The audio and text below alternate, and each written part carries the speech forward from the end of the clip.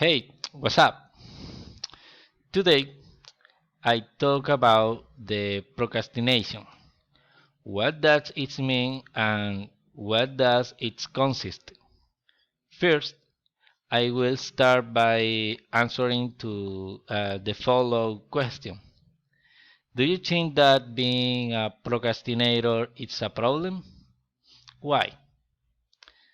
Procrastination is an active process. You choose to do something else instead of the task that you know you should be doing. And it is a serious problem with a serious consequence. For example, even minor episodes like having my beard done can make me feel guilty or ashamed. If we procrastinate over a long period of time, we can become demotivated and disillusioned with our work, which can lead to depression and even job loss in extreme cases.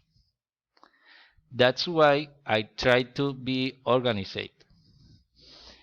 I use to-do lists and create effective schedules. Sometimes I need to get my bike repaired by a mechanic. When I feel overwhelmed, I get my homework done by my best friend. At the moment, I'm very busy with my job and with my university. So at home I have my mom cook the dinner. And my girlfriend's birthday is the next week. So I'll some flowers sent to her. Well, it's all. Remember, don't procrastinate.